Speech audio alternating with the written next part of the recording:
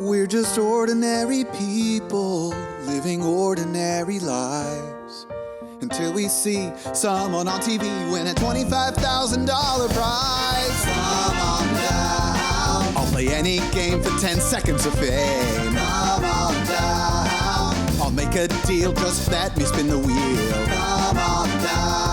To win $1 million, all you need is a little luck and thorough knowledge of multiple disparate trivial subjects.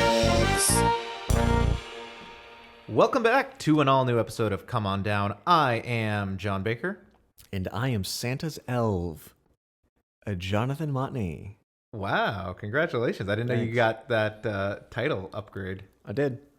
Congrats. Had to go through HR and lots of red tape and green tape.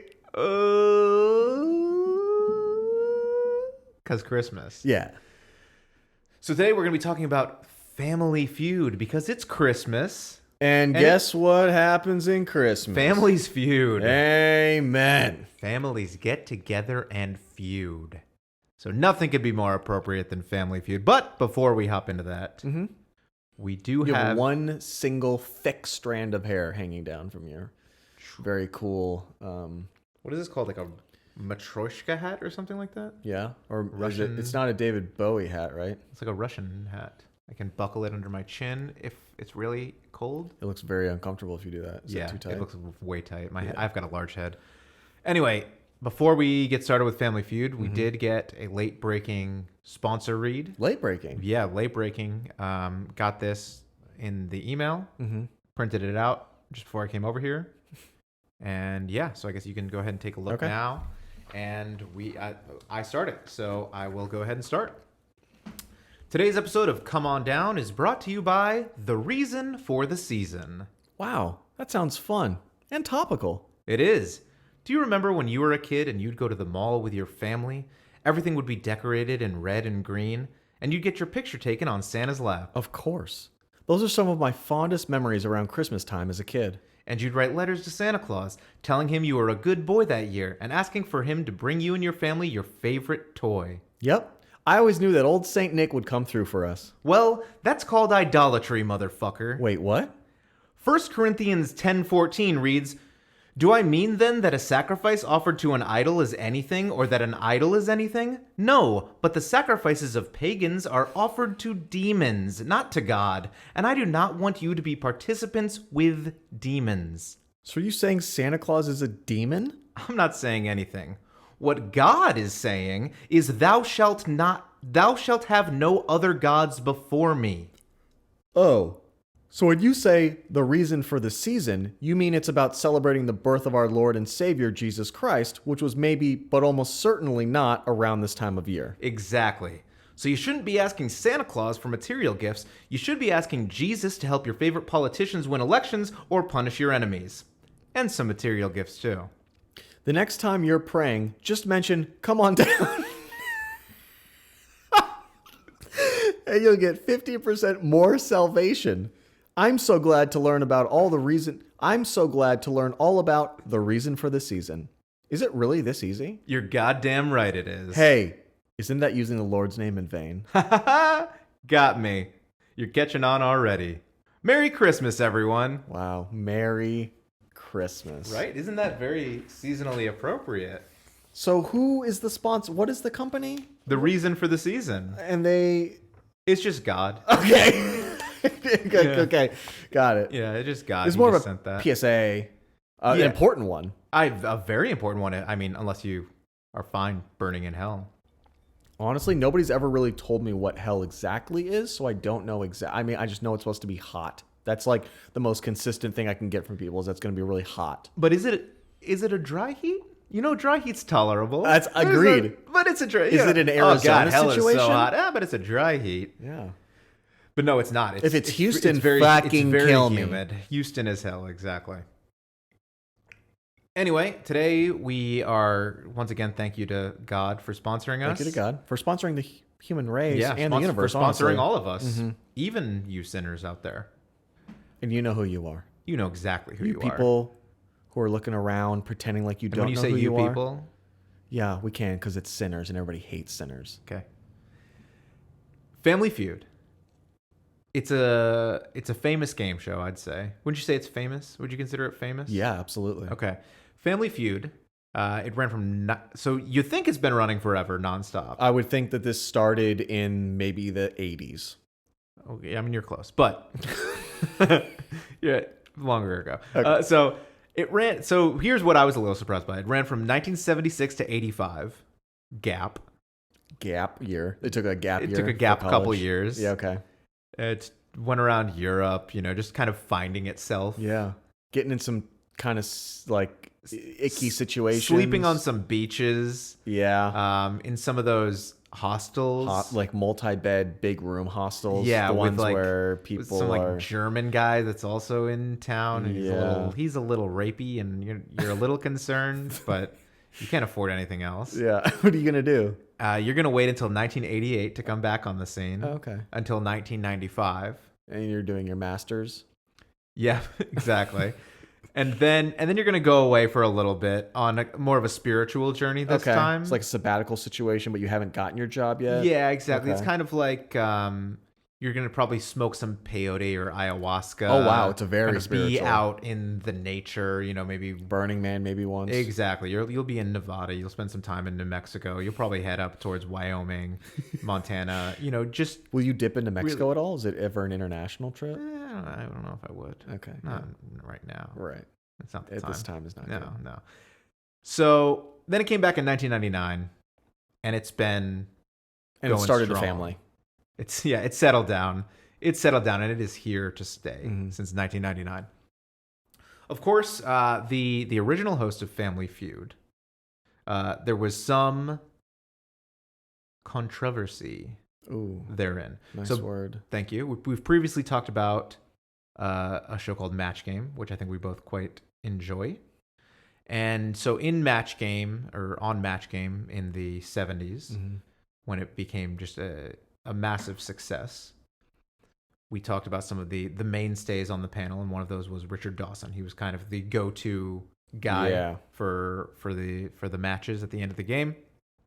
He's a very funny and entertaining guy. And so Goodson and Todman, who produced Match Game and several other game shows, kind of had an agreement with Richard Dawson that the next time they came out with a new game show, he would audition to host the game show.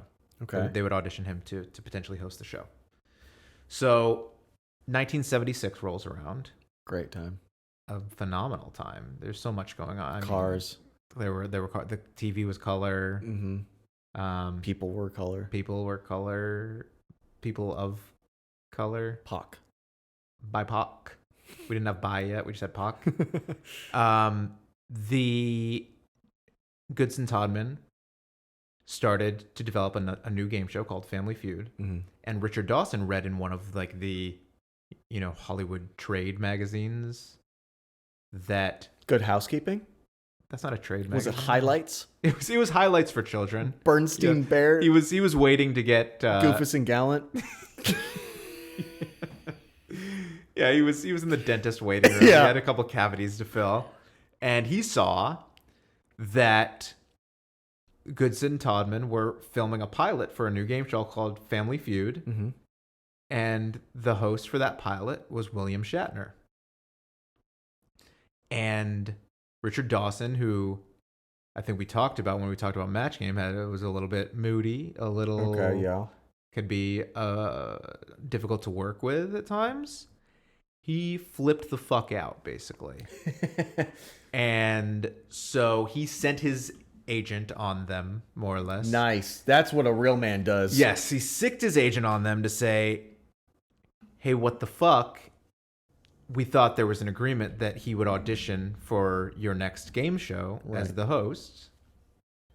And this Bill Shatner dick, who also I've heard is very difficult to work with, by the way. Why are you just filming this pilot with this guy? What the hell? When our boy hasn't auditioned. And so they said, if you go forward with this, what you're going to get is a guy on Match Game who's just completely silent and less called on. And he will do exactly what is required of him under his contract with the Match Game. and nothing more, and will not be entertaining. He'll be Wow. intentionally boring Wow. on the show. Like I said, difficult to work with. Kind of had an ego. That's just a good tactic, though. They're negotiating. Negotiate. You know what? You have an emotional look out for number one. and a fiscal investment in this gentleman in this game that is successful. Match Game was Do the you number one wanna show on lose TV. that? Number one game show on TV. Do you want to lose that or Right. no? So they, said, well, we don't want to lose that. Mm-hmm. So they let him audition. And he got it. Because Nailed of it. course he got it. Nailed it. He crushed it. It's Richard Dawson. Come on. Was Shatner crying in the corner? Shatner, he went through a rough time after this. This Yeah. is about when he recorded that cover of Lucy in the Sky with Diamonds where he's just talking. Have you heard this? No. It's the worst. Is it he just talking like Shatner? Yes. Okay. Do the first line. What does it sound like? How Or does you that can do song the go? chorus, Lucy in the... Lucy in the Sky with Diamonds. Like it's like spoken like that, Wow. like William Shatner. Wow. Living is easy with eyes closed. I don't know. It's not good. I would recommend checking it out.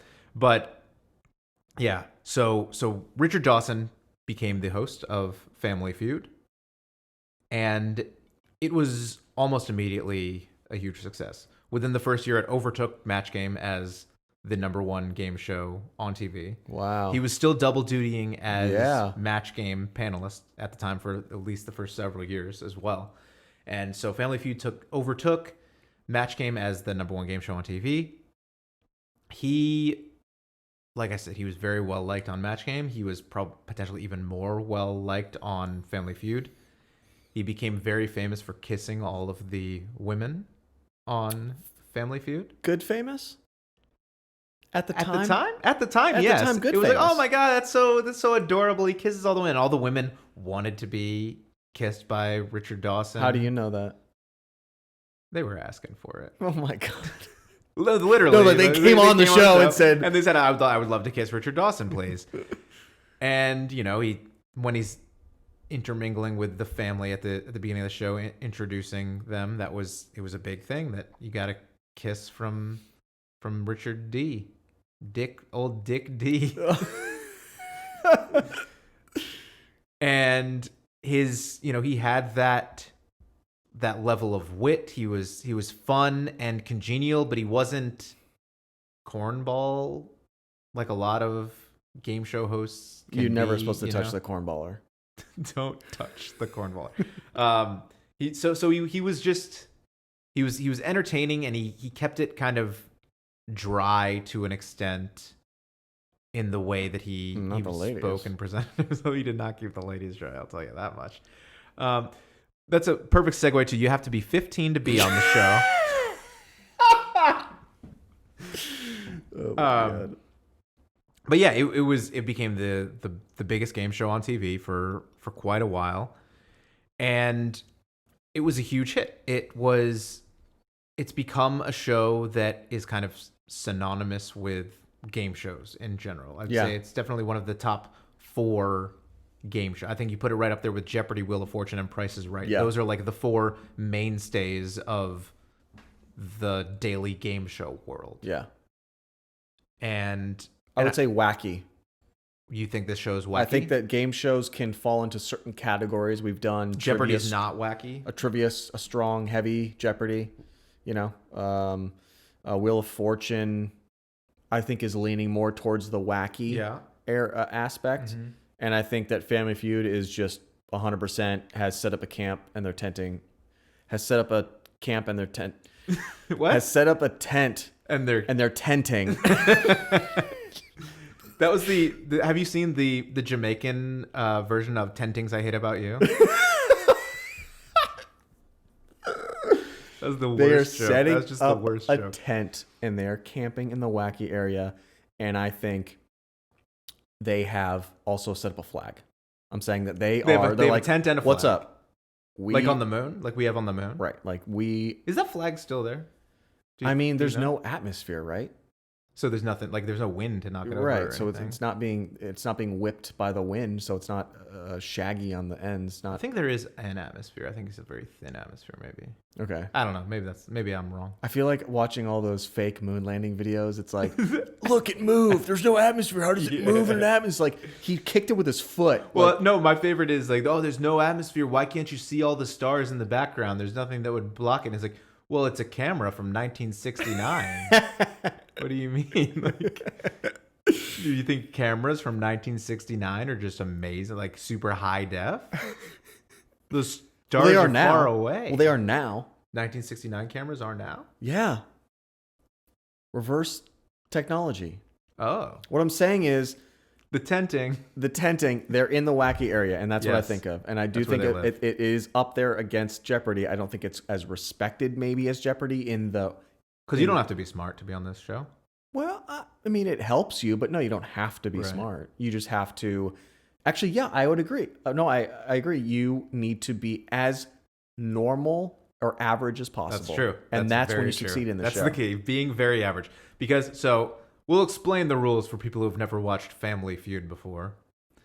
There are 2 families, 5 members each, minimum age of 15, and at least one person has to be 18. Those are the qualifications. You can't have a bunch of 16-year-olds. Because shit would get way too crazy. It would get wild fast. It would Lord of the Flies situation. Right. And we know how teenagers were in the 70s. Lord of the Flies situation. Mm-hmm. So you've got 2 teams of 5. There are questions put up on the board that are polls. So, and it will always be, we asked 100 people. Sometimes it will just be as simple as we asked 100 people. Sometimes it will be, we asked 100 men, we asked 100 women, we asked 100 college students, we asked 100 dentists, things like that. 9 out of 10 of them did not respond or did respond to the survey. So that's the setup, and it starts with the one member of each family going up to the podium where there are buzzers, and the host then reads the question or the survey question. We asked 100 dentists, what is the strangest thing you've ever seen somebody bring into your office? Okay. And then they buzz in. Whoever buzzes in first says, a dog. That was going to be mine. Yeah. Well, you didn't buzz in fast enough. And they say, survey says, and we see if dog is up there. And if it is the number 1 answer, you win the toss up here, basically. If it is on the board, but not the number 1 answer, or if it's not on the board, the other person from the other family now has the ability to give their own answer. And if it ranks higher up on the board than yours does, they win control. Okay. At this point, you can choose whether you want to play the board or to pass it to the other family. The reason for each of those choices being, if you are in possession of the board, you go down the line, starting with the next family member in the row, asking them the same question. They try to give another answer that is up on the board, and every answer that was answered at least twice is up on the board. Nothing that was answered once is on the board. Every answer that was given at least twice is on the board. So sometimes there are 3 answers, sometimes there are 8 answers. Yeah. And you've got 3 strikes. So if it's up on the board, it moves on to the next person who gives their answer. If it's not, you get a strike, and then it moves on to the next person. And was it always a hard red X? I believe from so. its inception? Yes, they would overlay a big X on the screen for you to tell you that you are wrong and bad, and you should feel bad. So it would go on until either you've answered all of them and you win the board, or you get 3 strikes, and now the other family has a chance to steal. To be better. Right, to be better than you. And so they have to now give 1 answer, and if that 1 answer is up on the board, they steal. And if it's not, the original family wins that round. So points are awarded based on the sum of all of the answers that are up there on the board when either they fill out the entire board or they get 3 strikes. The steal answer does not count towards the point total. Okay. So if family 1 has gotten 73 points up on the board and the other family steals and that answer is 16 points or whatever, they don't get 89, they just get the 73 points that were already up there. The end goal has kind of changed a bit throughout the course of the series. Like it was a 200-point goal, then it was a 300-point goal, and like the third puzzle was double points, and then it moved to 400 at some point. So it kind of shifted a little bit over time. And right now, there are 4 rounds, and is the first to 300. And if nobody gets to 300 after 4 rounds, there's a tiebreaker question, basically, where it's just the number 1 answer of a survey, and it's like the toss-up at the beginning of each round, where there's one person from each family up at the front trying to buzz in and be the first to get that number 1 answer. If neither of them get the number 1 answer, then it goes alternating to the other family members on the team. 1-1-1-1, depending on who buzzed in first. So it's like men's pickup softball. They're like, we're only going to play 6 innings. Like, you guys, we're not playing a full game. And if it goes into extra innings, you get 1 pitch. And it's either an out move or this a hit along a little bit, gentlemen. Exactly. So it's just like men's recreational softball in that sense. Okay. And in many other senses. In the sense that you think a lot of these people might be drunk, potentially. It's but for those reasons, it is quite an entertaining show because it's very, very easy to play along at home. Yes. It is a game that you are constantly shouting at the TV with your answers. And anytime somebody gives another answer, you're either like, oh, yeah, or what? Yeah. This person's a moron. Yeah. Which I have been humbled by an earlier match game, or what was it called? Newlywed game. Mm-hmm. I judged people who didn't know their spouses. I judged people who didn't answer correctly on Family Feud. Mm-hmm. I judge people who I think aren't doing well under the lights. It sounds like you do a lot of judging. Do you want to talk about that? Then I went under the lights. There's only one person that can judge me. On this podcast. She does a lot. Sorry. Then I went under the lights on this podcast, and I was asked newlywed answers, questions. My answers did not line up with my wife's. I recall. I understand now what it's like to be under. We have 4 lights, guys. This is movie magic. We have 4 lights shining on our faces right now. That's true. And in the heat of the moment, I was not able to answer correctly. So I understand yelling at people, and maybe I would challenge you next time to maybe not yell at them so loudly and understand that they are under a high pressure situation. Wow. And also to piggyback on what you said earlier, I think what also makes this enjoyable is the stream of consciousness. People aren't given a whole bunch of time to think of their answers. Yeah. So random things are coming out of people's mouths. Really weird things a lot of times that don't make any sense whatsoever. It was literally like word association. Yeah, or they'll like rhyme it with the last successful answer or something. And it's like, no, that's not what we're playing at all. I don't know why you... It was like, things that might kill you. And the person says, bears. And it was up on the board. And the next person is like, shares. It's like a big group of the sing. Like, if you cloned the singer, do you believe in love? And they're all coming at you. Yeah, I'm terrified. I'm terrified right now sitting next to you. And then Steve Harvey just makes a face like... Yeah. What do you think? Do you know what Steve Harvey looks like without a mustache? I don't want to know. I imagine it's very different. Do you think there's like... just a huge gap between his lip and his tongue? Like, no, I don't think so. I think he just has a very thick mustache because it covers all of his lip, right? His upper lip. Yeah, I don't know. It's large. He's got a big old mustache. So that's what I'm saying. Like, you never know with someone like that. Like, I can see your lip from the bottom of your nose to the upper of your lip, right? Because you refuse to let your mustache grow thick. Right, because it gets too long. It gets in my way when I'm like eating. That's why you brush it to the side. Then you have a handlebar mustache, and everybody gives you attention, and it's awesome. Women or men? I mean, mostly men. Right, exactly. But, I mean, I remember but when you it's- had a handlebar It's mustache. props though. It's like, hey, sick mustache. Sick, And nice. then a guy starts buying you drinks, and you're like, this is the best ever. And then like he won't stop talking to you as he's buying you drinks, and you're like, oh wait a minute. And he's like, we should text Like right now? No, like later. later tonight. Oh, What are you okay. doing? So then there's the fast money segment. So the winning family at the end goes into fast money. And fast money is 5 questions, 2 family members.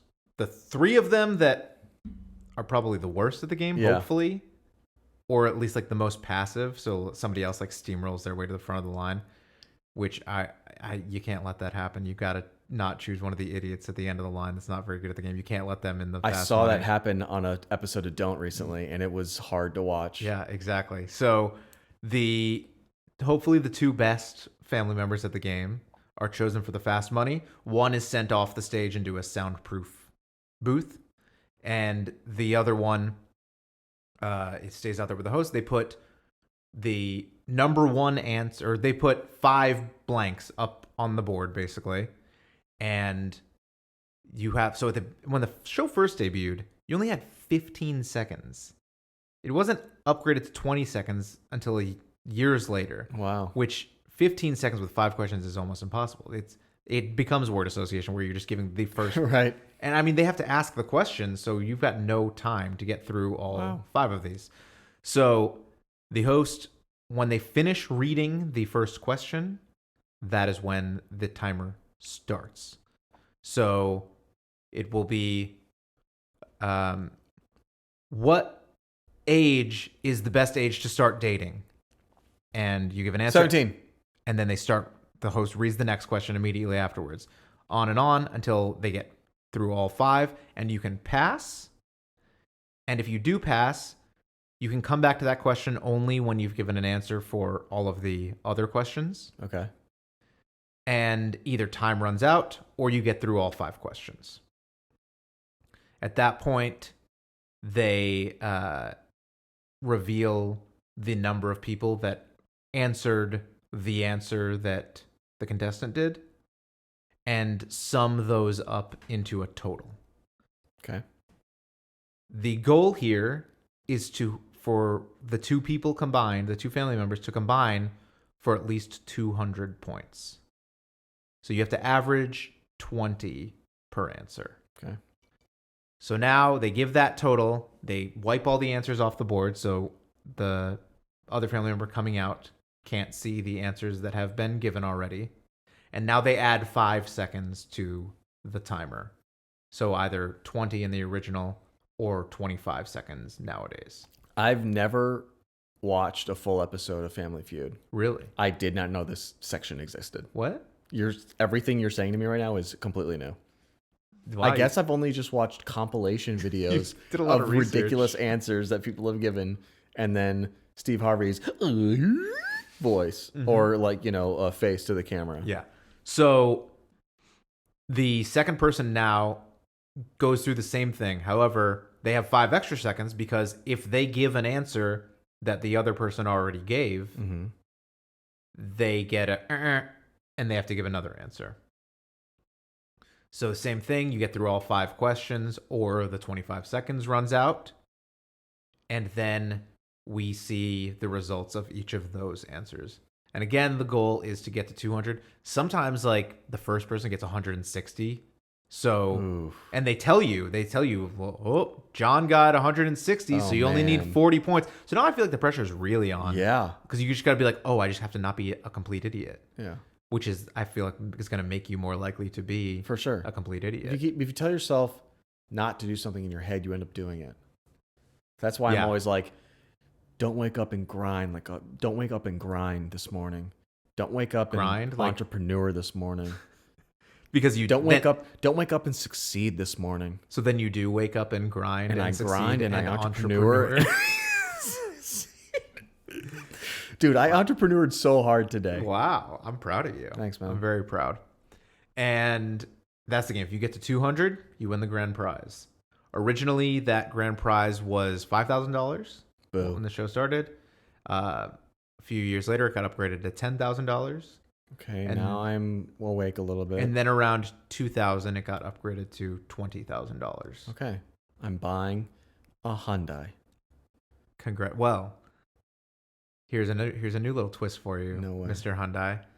So starting in, I think, 1999 or so, or no, sorry, 2009 or so, if your family wins 5 consecutive days, because the winning family returns Oh, okay. for the next show. And if your family wins 5 consecutive shows, you're done, first of all. You're out. But you get a car on your way out. What kind of car? I don't know, Chevy probably a Vega? shitty one. Yeah. I mean, whatever. A Hyundai. So Sorry, we can't all be cool and have Teslas like you, dude. that is unfortunate. Did you kill that lady in the car wreck that you were in recently? Did she end up dying? She did not end up dying in the fender bender that I was in recently. Oh, that's right. You said fender bender. yes. It was a little fender bender. It just did $7,000 worth of damage. Oh to my car. God. Yeah. Why? Was that one headlight for the Tesla? Well, no. Headlights are more expensive than Two that. headlights. It's a Tesla. Come on, Jesus, you're making me blush, Dude, I can sit in my car and play Space Invader. That's true. I know. So yeah, you win a car if you won 5 shows. Originally, they let you go up to $25,000. So I guess you would have to win the fast money portion 5 times in a row, really, to do that in 5 shows. Because now you can lose the fast money every time, Okay. but you get to keep coming back still because you won Yeah. the show. Richard Dawson is not the host anymore because he's not as alive as you want a host to be. He's not as lively as you want I your would host watch. to be. I think I would rather watch Richard Dawson's dead body on Whoa. strings over some other host. Honestly, some puppet stuff? I'm being honest right now. I would rather watch that than Adam Scott. Oh, on don't? Yeah. Wow. I hope Adam Scott doesn't listen to this because I sent him a few spec scripts that I've been working on. And I was hoping he would. Yeah. I think you'd be really good on this game show. It's called Can't. And No. Well, the script I sent him, it was like this.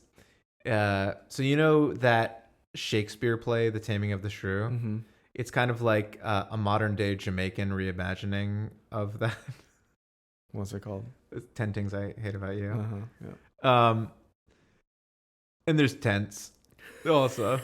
Everybody's tenting in it. Everybody's tenting. So Richard Dawson hosted until it was first canceled in 1985. It was no longer the number 1 game show in the ratings by 1985. Wow. Shows like Jeopardy and Wheel of Fortune existed by that point, kind of took over, and the show was canceled. However, it was revived in 1988, and that was hosted by a guy named Ray Combs until 1994. He sounds cool.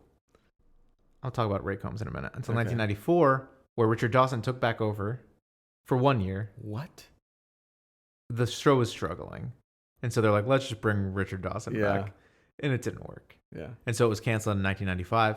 It was revived in 1999 with your boy Louis Anderson. Oh my gosh. Life with Louis. From Life with Louis and Baskets, which is a renowned show everybody knows about. He's won Emmys for that though, for Baskets. He played Zach Galifianakis' mom. On Yeah, that but show. I feel like when people win Emmys, I don't know. I the guess public that's more at large Oscars. doesn't really care that much. You know, Oscar. I feel like when people win Oscars, You're like, it I've was- never even heard It of was that liked by movie. 40 very very powerful people in Hollywood. Wow, I guess I'll tell Christian Bale you don't give a fuck. Hey, Christian Bale, don't bail, man. Okay, I gotta go. You don't bail either. Oh, okay. So it came back with Louis Anderson, who I don't know if we've talked about To Tell the Truth, which is hosted by Anthony Anderson. I don't know if they're related at all, if game show hosting is in Probably their not. genes. Probably not. Anderson's a pretty common. Why? your I mean, last name's- because Louis Anderson's fat. You don't think he's related your last to Anthony name's Baker. Anderson? It's pretty common. I don't think every baker I meet is related to you. Well, sorry. He hosted it for a few years. There were a few hosts that he changed about every 4 years for a little while. It was... Oh, it's like the election. It's like American just like politics. presidents, Okay. exactly. And then, so Louis Anderson was president for 4 years, and then there were a lot of irregularities, and Richard Karn stole the hosting job of the show. There were a lot of lawsuits and things like that. Okay. And Richard Karn became the host of the show. How did Richard Karn... Was this like a... He was still riding that Al Borland high from Home Improvement. Okay. This is like the second time this month we've talked about Home Improvement Yeah. on this podcast, which is not enough, quite frankly. I think I would be able to do a podcast where we review every single episode of Home Improvement. I think I would enjoy that podcast. And I think I would like more it the than this most one. when that one boy was just goth. Mark. Yeah. Yeah. He did turn goth for a little while there. Yeah. And then Brad broke his leg and couldn't get into his soccer scholarship. He was a at huge UCLA, soccer player, yep. And he got caught with weed. Yes, because he was smoking drugs to Coke. drown out the failure. Yeah. That was a very special episode. That was a special... Those were the... They don't really do those anymore because everything is really intense now. Speaking of 15-year-old girls getting wet, Jonathan Taylor Thomas was on that show. Oh my God. You talked about it earlier, not me. You brought it back up. Oh, That's just as bad. How could I talk about Jonathan Taylor Thomas, JTT, and not JTT. bring that up? He was everybody's dream crush when we were in school. I went to, you know who my dream crush was? It was JTT was in a Tom Sawyer movie, and whoever his female counterpart was. Becky? The girl Yes. who played Becky on that? Yes. I looked this up literally like Is she dead? 3 weeks ago.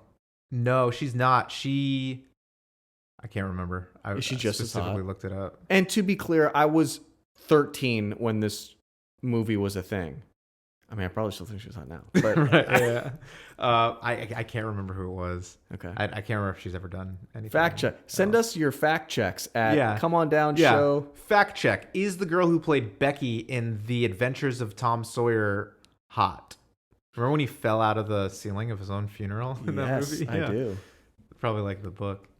And I like my favorite part of that movie that I looked up recently, and so this is back in my memory, is so if you remember Tom Sawyer and Huck Finn, there's like in Huck Finn specifically, there's a lot of controversy in schools and stuff of them teaching that book and reading that book because there's a character who is named A racial slur. a racial slur, and then his actual name. Jim. Yeah.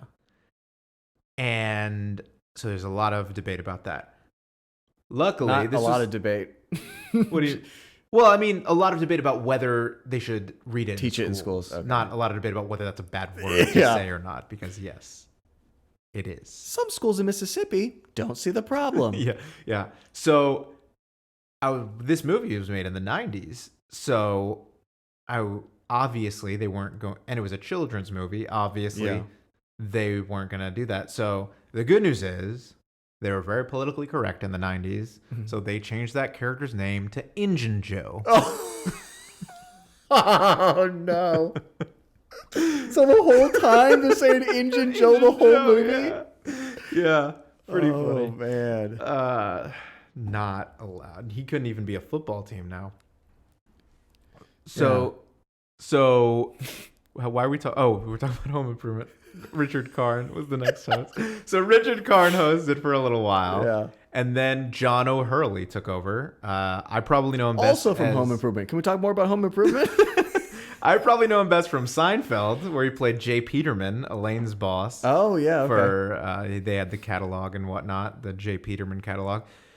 He took over until 2010, and then he felt that the producers and writers on the show were skewing it a little too raunchy. Okay. It was a little They were saying whoopee a inappropriate lot. for his take. He thought there was a little bit too much intentional double entendre going on, which is very clear that there is a lot of intentional double entendre going on. And he thought it should be more family focused. And so he was out. And he was replaced by the very family friendly Steve Harvey. Mm-hmm. So he's been the host for 10 years now, Steve Harvey. 10 years. Actually, the longest time period that anybody has hosted Family Feud, Steve Harvey. Oh, okay. Family Feud. I thought you were going to say ever. Yeah, no. We talk about Pat Sajak, remember? Yeah. But Richard Dawson has hosted the most episodes of Family Feud because he had like over 3,000 episodes in the 10 years that he was the host. Wow. I don't think that Steve Harvey comes close to that because Richard Dawson, as we've talked about with some other game shows, he was doing a network version and a syndicated version at the same time. So they were doing like 2 episodes per day many times. And there was a little bit of a difference. This was very interesting to me between the network and the syndicated version. We talked about how the family wins, they come back, and there's some sort of cap on however many times they can come back. On the syndicated version, the families never came back. You were on. They took them out back. You were. Yeah, it was like a old Yeller situation with these families after they won. So you were on for 1 episode, and that's it. You either won or you lost, and then you were done. And there were 2 new families for the next episode. And I thought, why is that only for the syndicated version? And the reason for that is because they did something that was called like bicycling or something like that. Tape bicycling, yeah. Okay. So it was basically a really cheap way for the syndicators to not produce as many tapes as there were affiliates that were airing the show. So if you're syndicated to 100 markets, let's say, you have to, at this point in time before digital technology, you have to reprint 100 tapes and send them to all these 100 people so that they could air the tape on their network. Yeah. What tape bicycling was they would only produce 20 tapes and send it to Phoenix and be like, hey, run this show, and then could you send it to Albuquerque?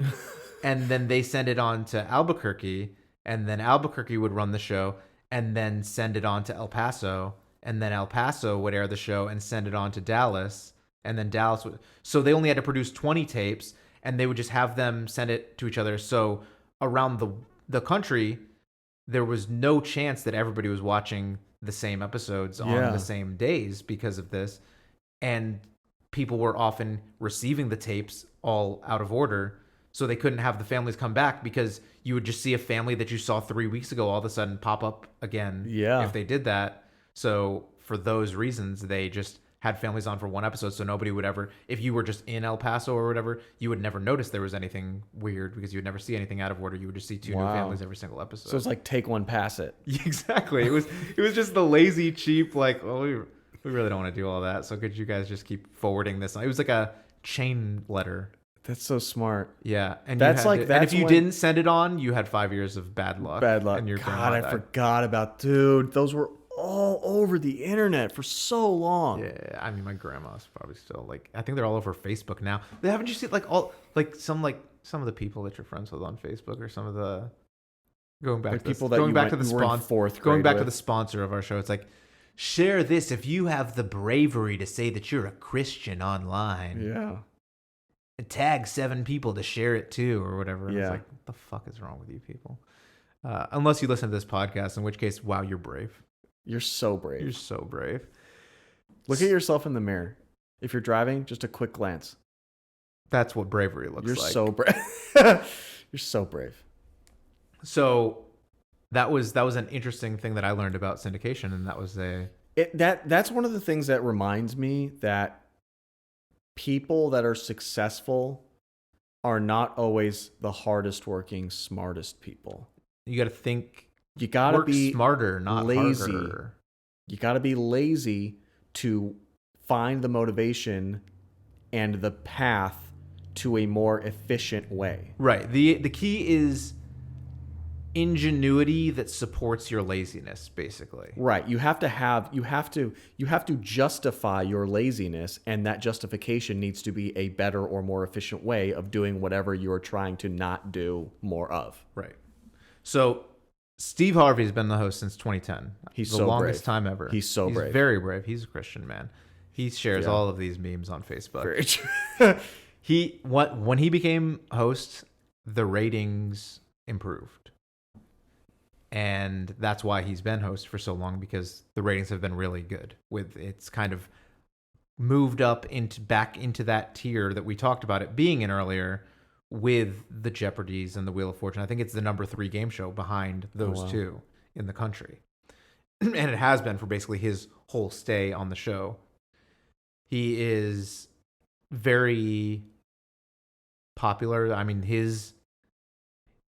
SNL. Keenan does a Steve Harvey impersonation on SNL all the time. They have Family Feud because, of course, there have been celebrity Family Feud and things like that throughout the years. So that's generally how they parody it on SNL. They'll do this so they can work out impressions and stuff like that. But they do the celebrity Family Feuds type stuff on one-offs here and there, or for a week they'll do that as a primetime special or something along those lines, because I think it is just syndicated for the most part right now. Yeah. But he's... I need another drink.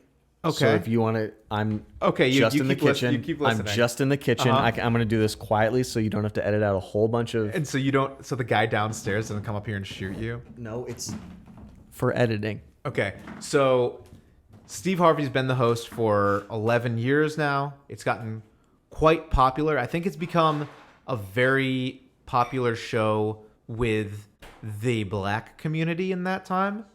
You definitely tend to see now a lot more black families on the show. Like, it's basically half of the families on the show are black. And a lot of times I get a little uncomfortable because almost every episode seems to be like black family versus white family.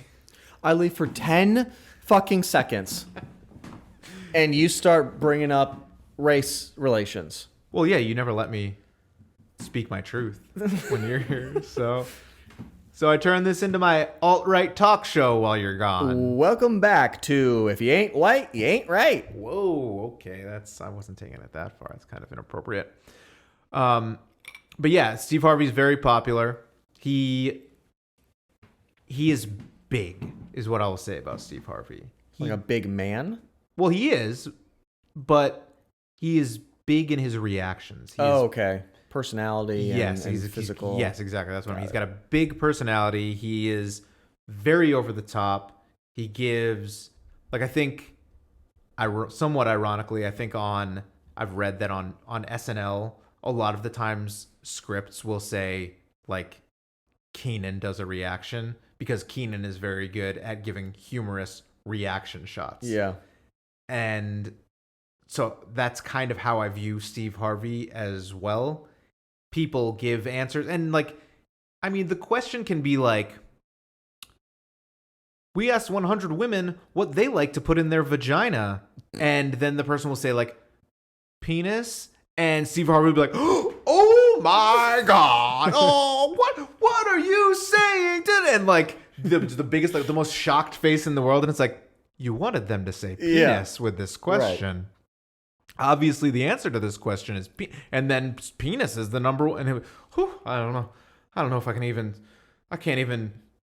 Is what she said up on the board? Like, It's very, very over the top, and that's where a majority of the entertainment value of the show comes from. At this point, is Steve Harvey stomping around the stage. Freaking out about the answer given. Exactly, just absolutely having a fit that somebody gave an answer that is almost certainly going to be the correct answer, not one of the word association jumbled nonsense answers. Yeah. So I think he's very good at giving those big reactions that people find very entertaining. And I know it sounds like your opinion is an anti-Steve Harvey opinion in general. What? And I'm not a big fan of Steve Harvey as a comedian or as a human a lot of the times, but I definitely understand why he is a really good fit for this show. It definitely keeps the energy up. He's the great opposite job of interacting Adam with Scott. people. the opposite of your good friend Adam Scott. And Adam, that's not my opinion. Listen, if you get my script, Adam, he had nothing to do with it. Adam, don't listen to him. He's nothing just to do up with to you. it. Adam, listen to me. 99% of the things that you've done, I've enjoyed, and they're great. You don't look at me. You don't bring it to set. Who are you talking and I think to? you know Where are you don't looking? bring it to set. I know you do. Look, we all cry. It's fine.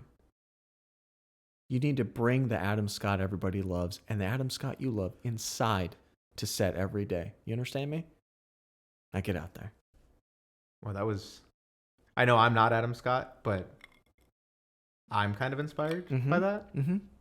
And I think you would be you. good on a game show. Really? Yeah. Like as a contestant or as a host?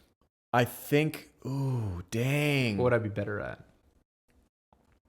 Would I be a I James think you would Holzhauer or an Alex Trebek?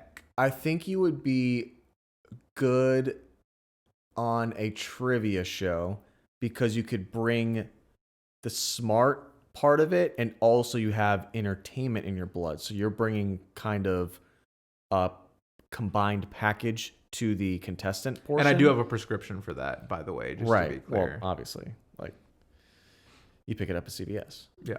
Or Walgreens. CVS has a drive-through pharmacy, by the way. That's how fucked up our country is. It's like, drive-through pharmacy. Hi, I'm here for my pills. Here you go.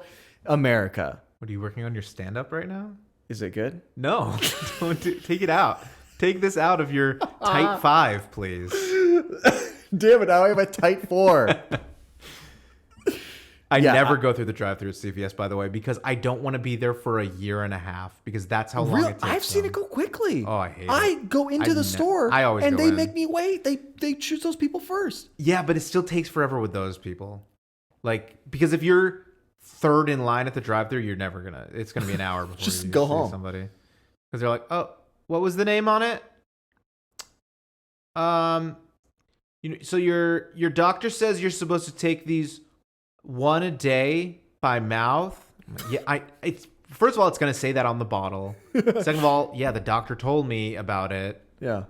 Third of all, give me the fucking. What I don't understand about the pharmacy. Your CVS's in your little suburb sections sound crap because the Dallas CVS's are quick and fast and efficient, and they only read your medications out to people on the intercom once, and it was one time. Oh, okay. To the pharmacists that are listening out there, you're gonna have to reach out and explain to me, like, what takes so long? It's like I drop off the prescription, they're like, yeah, you can come pick it up in 2 hours. And I'm like, you've got bottles there, you've got pills there, put them in there and hand it to me. You're not in the front of the queue. Your same situation has happened 100 times the do day it for before. the first person that gets there. There's no way it takes more than 2 minutes to do that. That's a precise thing they need to do. They have to count it. 1 pill, 2 pill, 3 pill. With their And they have to restart. COVID-covered fingers? Yeah, I'm just telling you, I think pharmacists have it a lot harder than you think. And you better thank God. They work at CVS and make 6 figures. Like, come on. That's a pretty sweet gig. And they get a store discount On drugs? gummy bears and If they want to do their wet shopping wipes. there. Have you ever done an actual shop at CVS? I've tried. It's like impossible. They don't have enough of the stuff that you need. Really? Yeah. Because they don't have like bread. Do they even have carts? No, they have baskets. baskets, They just okay. have baskets. They don't have like bread. They don't have deli meat. Like, I mean, if your shopping trip includes like milk combos and Diet Dr. Pepper, you're set. You're set. Also, CVS you is need the to be place taking go. multivitamins. They've got those too. Is the good news. Nature's Own. They don't have Centrum. I was there the other day. I got mad because Is Centrum the all-in-one? I mean, it's just one of the vitamins, or one a day. They don't have Centrum. They didn't have one a day either. Centrum is the brand name, right? Yeah. Okay. I was looking for one a day. No big deal, but I don't have to take multivitamins because I eat vegetables. I do too. Well, then why are you taking vitamins? To make sure I get more, because I'm losing my hair. Okay, sorry, we can move on. And I need that biotin. What were we talking about? We were talking about Steve Harvey and his big personality. Yeah, he's got a big personality. You asked me if I thought you'd be better at.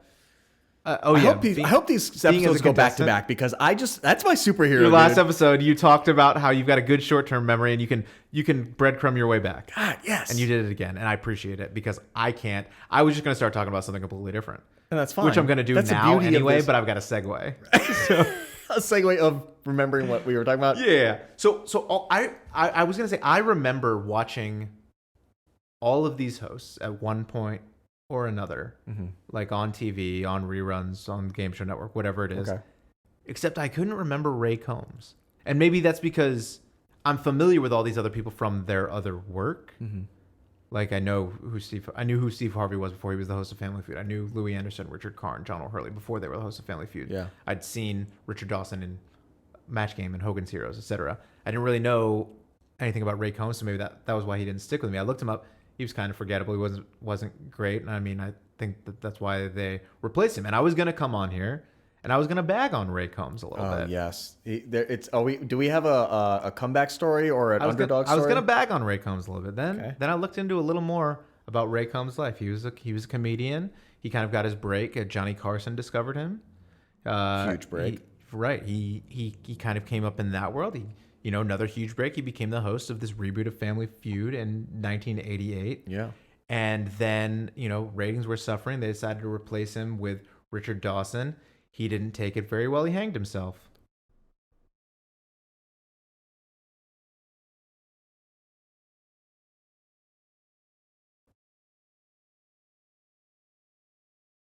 Is that the comeback story you were want looking people for? to think that episode stopped and they turned it off.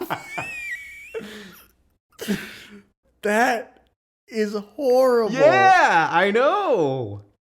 Did he leave a note? Do we know that he specifically was like, fuck you, world, you... I mean, so he... Was he in the pharmacy to get his medication and it Yeah, took they were taking way too long? The police were called to his house one day because of a disturbance. Okay. That's never good. When the police are called for a disturbance, that doesn't sound good. Somebody's getting hit. Yeah.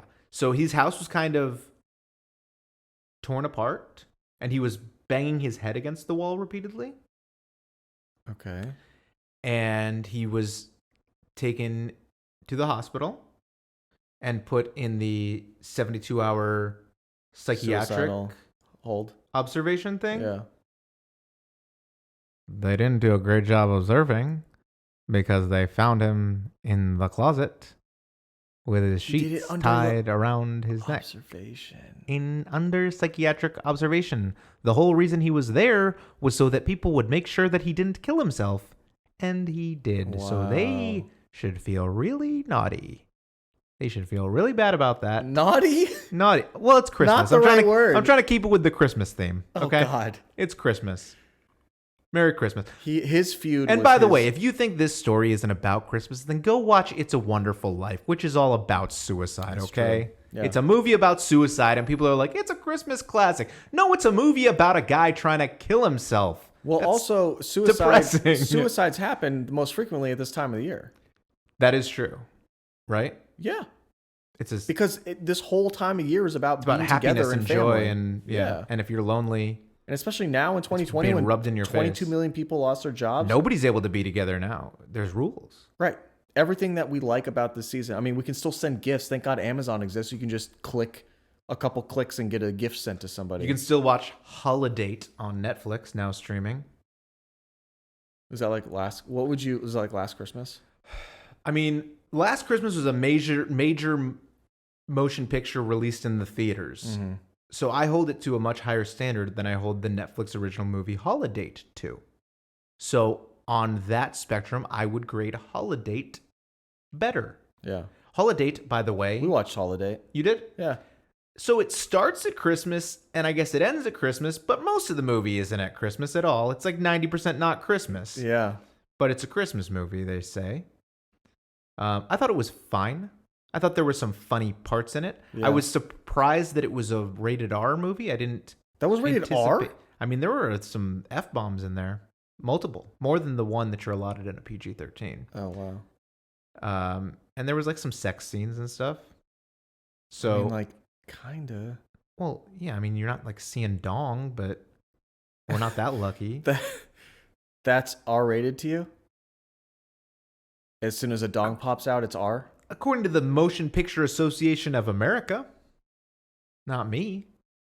I don't make see the dong ratings. in an R-rated movie. You can see dong in an R-rated movie. You can see erect dong? I don't know if about erect dong. That's what I'm saying. That's why you can't see it you can't see R-rated dong in a sex scene. Merry Christmas. Do you have a favorite Christmas movie? I think a lot of people have a favorite Christmas movie. Yeah, for sure. What's that? Home Alone 3. Because of Scarlett Johansson's performance? No, because you wouldn't let me watch it with your wife. No, I made you watch it. I wouldn't let you. Nope, we wanted to rent it, and you were pooping in the toilet, and you said, "How much is it?" And we were like, "It's $4." And you were like, "No, we can't spend money." This is slight revision. And me and your wife laughed so hard, but we were also So broken. You wanted to watch Home Alone, the original. 3. Nope. No, let me tell you, because you're wrong about this. You wanted to watch the original. I will breadcrumb you to death, dude. You can ask my wife. This is long term. This is not my stamp. You my wanted to strong watch point. the first or the second. However, neither of those were available on Netflix. And Home Alone 3, that doesn't have Macaulay Culkin or anything, was on Netflix. It's still just as and good I was like, and wholesome. And I was like, it's the same thing. Let's just watch Home Alone 3 because it doesn't cost us $4.99. It was literally like $4 I was or $5. saving to buy a house, okay? You asshole.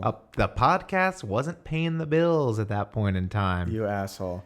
And So Home Alone your wife 3 didn't remember it either correctly then, right? Because she texted me. Remember when Baker wouldn't let us listen? No, I made you watch Home Alone 3. That she complains about it all the time, and it involved like the North Koreans hiding a device chip? in a It was a remote chip? control car. A chip underneath a remote control that was did the old whoopsie daisy. We bumped into somebody. A mom took it home to her kid. Now Yeah. her kid's got a North Korean chip.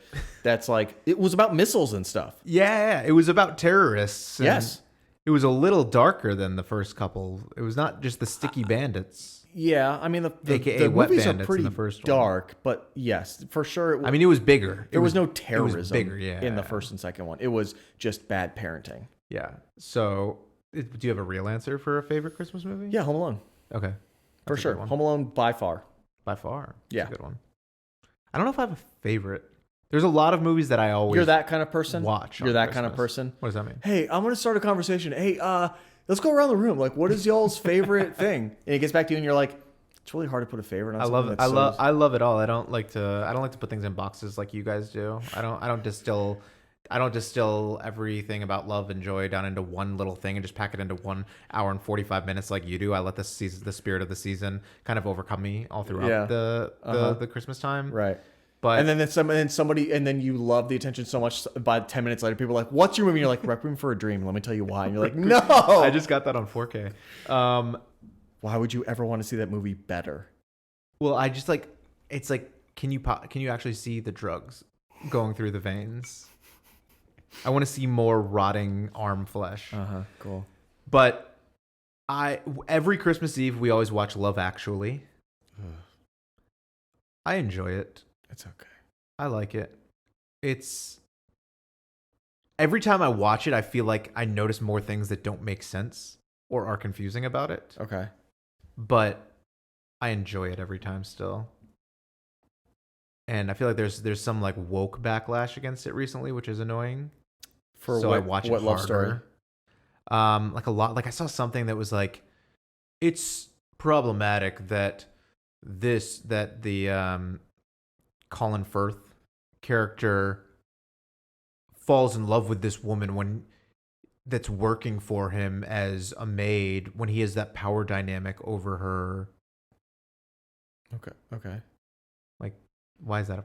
That's fucking stupid. So John is doing that creativity advent calendar, and I had to ask a family member or friend their favorite Christmas movie and why. And my aunt said her favorite Christmas movie was Love Actually, and she had an interesting take on it. She said that it combined so many different types of love I do like that about into one like scene. She said it does leave out like a homosexual love experience, it. Mm-hmm. but everything, she said, it just hits a lot of different unique stories, and then that common thread is like that love. I do like that because there's the platonic friendship love with Mm-hmm. Billy Mack and his manager. There's obviously the kind of the love between Colin Firth and the Portuguese woman, where they can't speak the same language, but in spending time with each other, Mm-hmm. they develop that fondness for each other. There's the love between if you want to talk about problematic, the prime minister and the what do we call her, chubby girl that works for him. Yeah. There's that love. And then what I didn't understand about this movie for quite a while, Mm-hmm. I think, is the story with Emma Thompson and Snape. He forever will be Snape. Sorry. And he's done so many. He was the guy in. He's either Snape or he's Hans Gruber. Yeah. Yeah.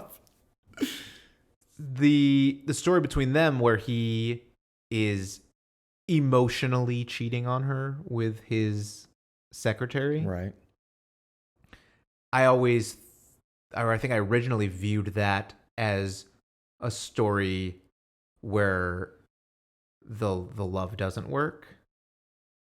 But I've now on repeated viewings realized that that's really the story about Emma Thompson and her love for her children. Okay. Is the reason that she is working to overcome what he has done to her because of her love for the children. So the children that they have together. Love and sacrifice trump ego in that situation. Exactly. So that was something that I don't think I really properly comprehended on my first several You're watches. just like, oh, that's a failed love. Yeah, exactly. But yeah, so I understand where your aunt's coming from. Yeah. I thought it was a good answer. I like Elf, by the way.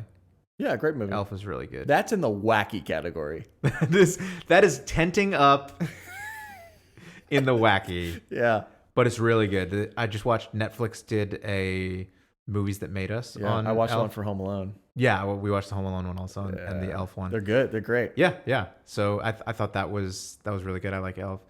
You know, it's Christmas. It's a time for family. It's a time for family. It's a time for feuding.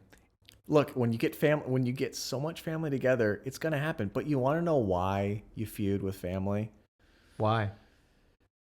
Because you're like, I'm just done with you. I'm sick of it. For some reason, society makes me have to hang out with you. Wow. So, are you gonna?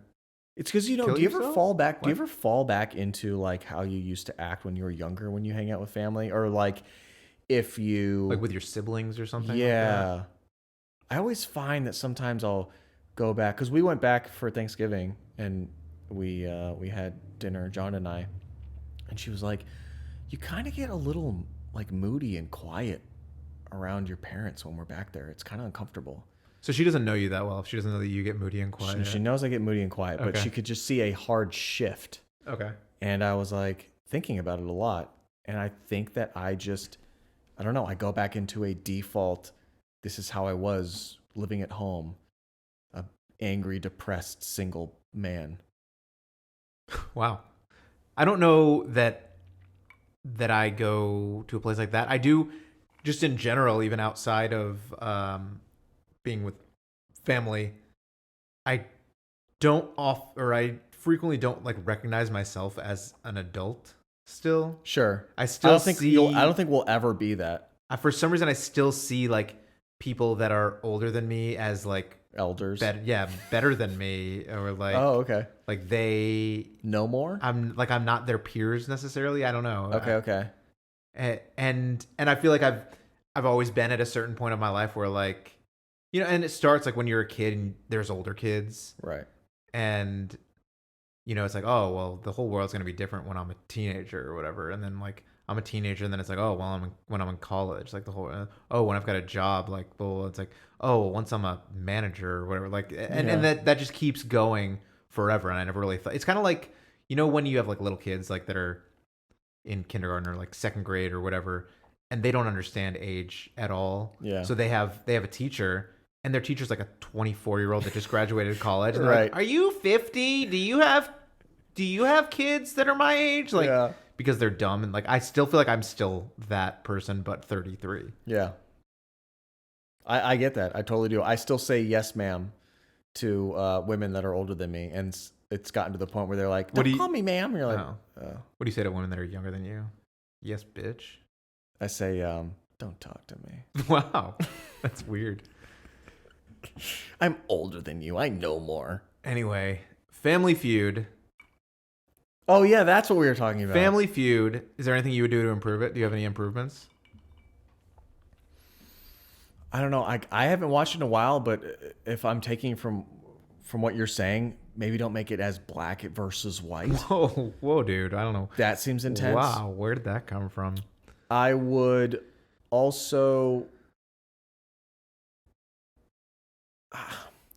Steve Harvey's good, but I want to see other people. Let's do a late night Family Feud. You want to see a white person do it? And you're allowed, a late night Family Feud, and everything is dirty and supposed to be dirty. And the dirtier you get, the better it is. So this is the Cards Against Humanity of Family Feud. Right, but you don't hate it because you're like, you gotta make your own jokes. If you're not making your own jokes and you're not funny, Is that fuck me? you. This is Is my that me? thing. Is that This is me? my thing. You bring it. You think you're funny?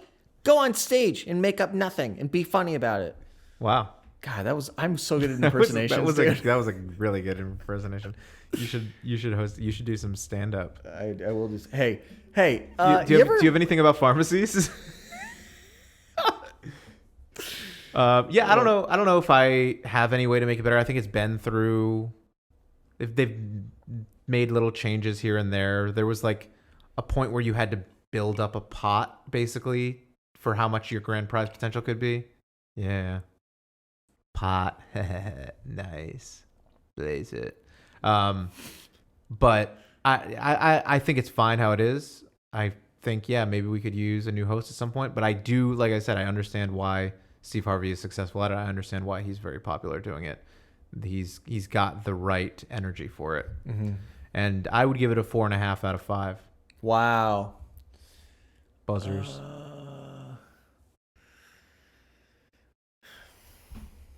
Thinking a lot about this. You're really putting a lot of thought into this. I can tell you put a lot of thought into it before we started recording this episode. Dear God. Yes? Hey, it's me again. Oh. I was just asked a really hard question, and I was just looking for some guidance. Wow, is it about your status as a believer? No, I believe 100%. You know that. I don't know how to rank a show that I didn't really watch that much of. All I've really seen is funny compilations and best ofs on YouTube, so I don't feel that I have. But you did your best, right? There was no way for you to possibly watch it beforehand? I didn't do my best. I procrastinated and waited till the last minute, and I feel shame, and I don't know what to do. Well, what's your advice? Just give it a 4 and nobody will know. I'll give it a 4. I'll give it 4 buzzers. 4 out of 5? Yeah. All right. That's not bad. I'll give it a 4 out of 5 buzzers. All right. And I can tell you put a lot of thought into that Yeah. answer. So that has been Family Feud. I had my eyes closed that entire fake prayer, just FYI. You won't see that if you're not visually watching this, but I was in character, so. This has been Family Feud. It's our last episode before Christmas. And this is the first day of Hanukkah. Well, today is, but when this is on, it's not going to be. Hanukkah's going to be over. We didn't do a Hanukkah special. It's July right now. Yeah, I'm going TV to stand up magic, real quick, baby. just so people can. That you've got Can you describe to people what I'm? You're wearing a full body length footed red onesie like you might wear on Christmas morning when you come downstairs to open your gifts. And let's see, coming down the aisle, can you give us a quick little 360? We've got a green sweater. It looks very cheap, but also maybe he spent a lot of money on it. It says birthday boy. It is Jesus Christ wearing a cross, which is weird, with a birthday hat and a red balloon. And what do we have up here on the top right? That's a dove. Dove, yeah. Wearing a scarf. Well, it's cold out. Doves are a migratory animal, and Right. so if they stay in the winter places, they've got to have a scarf on. And what are the feathers for? The feathers are for Buoyancy. aerodynamics. Yeah. The feathers are just props for Forrest Gump. Have you seen that movie? Yeah, that's also a Christmas movie. It's not, but people eat chocolate on Christmas, so. Life is like that. Anyway, this has been Family Feud. Merry Christmas, everybody. If you want to send us any Christmas wishes, you can do that at comeondownshow@gmail.com. When do we stop pushing this? Never. Until somebody... Once we get our once first the first email, person emails us. Discontinue. Check us out on Instagram and Facebook at comeondownshow. And yeah, until then, we will see you when I'm another year older. Oh my gosh. Yeah, that's right. Your birthday's on Christmas Day. You got screwed. Thank you. Happy Means a birthday lot. almost. Appreciate it. We'll see you guys next time.